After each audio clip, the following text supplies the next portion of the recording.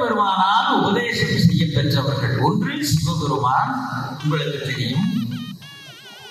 இன்னொன்று அகத்தியர், மூன்றாவது அருள்கிரினார்.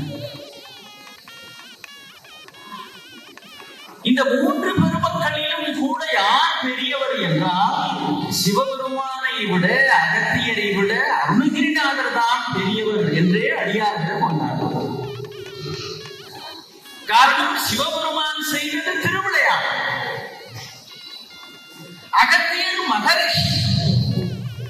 ஆனால் அருணகிரிநாதர் நம்மை போல் சராசரி மனிதராக இருந்து, ஒரு மனிதனுக்குரிய பலவீனங்கள் எல்லாம் இருந்து முருகனுடைய பெரும் கருணையினால் அந்த நிலைக்கு உயர்ந்தார் என்றால் அது பெரிய விஷயம்.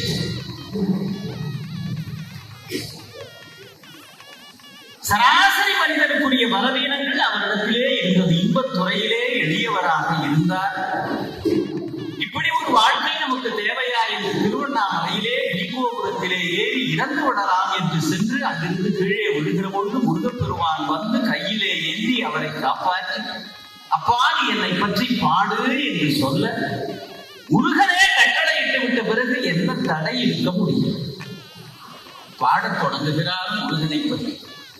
உத்தை பெரு வத்தி திருநகை அத்திக்கிரை சத்தி சரவணம் முத்திக்கொரு வித்து குறுபறை எனவோர் உக்கட்பரமற்கு சுருதி உட்பட்டதை கற்பித்திருவர் 33 கற்றவர்களும் அடிவேல் 10 தலை கத்தக்கணிதொரு ஒற்றைக்கீரி மத்தை பொருதொரு வட்டப்பகல் வட்டத்திகிரியில் இரவாக பத்தற்கர தத்தை கடவிய பச்சை புயல் மச்சத்தகுஒரு பட்சத்துடு ரட்சிப்பது ஒரு நாளை தித்தித்தைய ஒத்தப்பறிவொரு நத்தப்பத வைத்த பயிரவி திக்கொக்க கழுகுள் கழுதாளம் திக்கொக்க கழுகுள் கழுதாளம் கொத்துப்பறை கொட்டக்கலவிசை குத்துப்புதை குக்கு பிடி என முதுகூகை ஒட்புற்ற பூட்டவனரை வெட்டி பலியிட்டு குலகிரி ஒத்துப்பட ஒத்து பொற வல பெருமாளே பெருமாளே